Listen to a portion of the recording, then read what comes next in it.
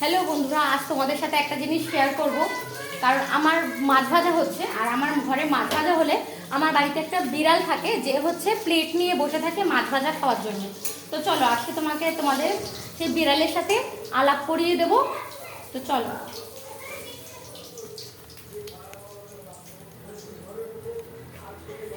বিড়াল কি বসে আছে?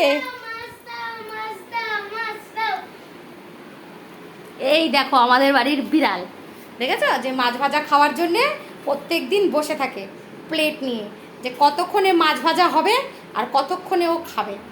তো বিড়াল মশাই, আপনার মাছ ভাজাটা পছন্দ হয়েছে? হ্যাঁ।